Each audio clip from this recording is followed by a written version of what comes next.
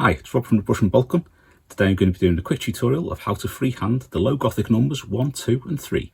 If you'd like to support the channel, my Ko-fi and Patreon page are linked below. Now on to the video. The first colour, and the only real colour that we're going to use in this tutorial, is going to be Vallejo White. So whichever white you usually use, or whatever colour you're doing the numerals in, that works fine. And what we're going to be doing is we're starting with the thin vertical line which runs to the left hand side of the main number. And we always want to be dragging the brush away from the tip. That keeps that line nice and thin. What I tend to do is I'll start with this and work out how big everything's going to be with this thin line, rather than trying to do any shapes or curves with it, because every one of the numbers will have this same kind of vertical on it. What this does is it gives you that little kind of gauge of working out where you're working to when you're doing the numbers. So you can see with this number 1, you will have the base of the number 1, the horizontal line, going quite wide either side of that smaller horizontal line that we did first. We then have the thicker vertical on the right hand side of that thin vertical. We have the angled top part of the number 1 going just below where that left hand line hooks over. What you would probably want to do is thicken up that right hand line, the vertical, and then just trim off the right hand side of it so that you have that slightly closer to the thin vertical line on the left. So with that done, all we're going to use is a little bit of Macragge blue, which is what the background colour is. Been nicely sprayed with that before the start of this. And we're just going to trim off and flatten out all of those blue lines, get the lines exactly finishing where we want them, just to get them nice and neat. Now this same kind of technique works for when you're doing them small as well. Just using that thin brush, using white on blue again. As I say, this is just to show you the easier, or how I find it easy to do these numbers. So doing the vertical line there, looks like the paint's separated a little bit. Once again, the thin vertical line on the left hand side. Once you've got this thin vertical line in place, you can then work out where the number 2 is going to be crossing that line. So you have a little cross at the top, a short distance from the top there. I'm just straightening out that line with a bit of Macragge blue and touching it up where I've got a bit wonky. But you will have a cross just at the top there, which will be the top of the 2.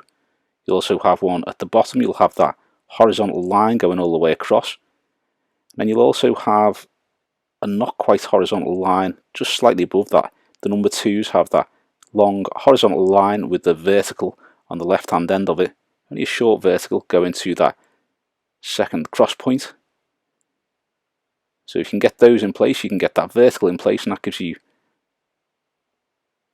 the majority of the number 2. All you need to do then is do a curved section going from that middle cross to the top cross point and get that nice and curved there, and this will go out as far as the bottom horizontal part.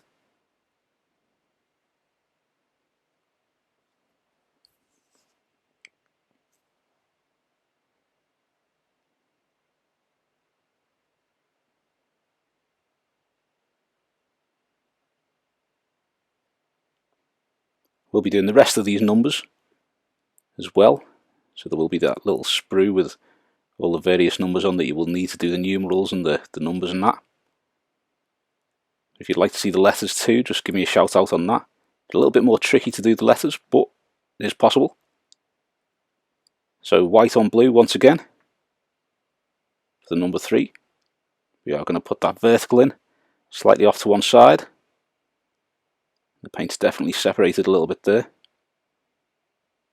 So we put this line in, and it turns out it's slightly wonky, so I will correct that in a moment.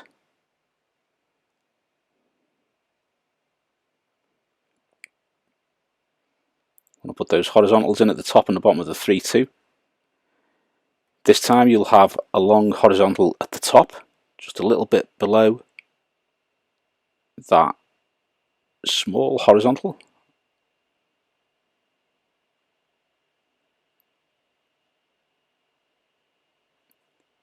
Because the paint started to separate there a little bit, I now have a slightly gloopy part, which is why that went a bit funky at the end there. But you will also have a crossover piece a little bit below this at an angle. You'll have a crossover piece at the horizontal, and then a curved crossover piece right at the very, very bottom. So do the bottom one first.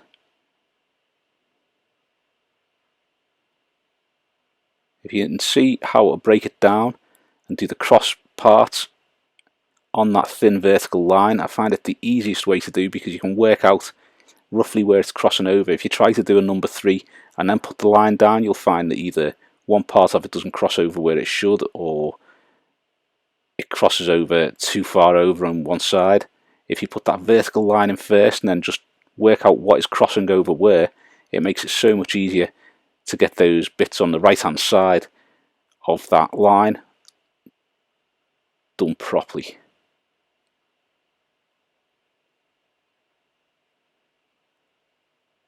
So once you've got those roughly in place like that, all you need to do then is just tidy up the numbers slightly using a bit of Macragge blue or whatever your background colour is.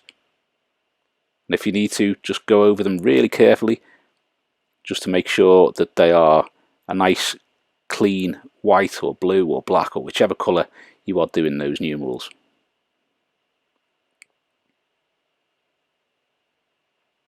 Now this is the end of this nice little quick tutorial. Thanks for watching. I hope you've enjoyed the video, and if you have, please give it a thumbs up and subscribe to the channel so you don't miss any future content.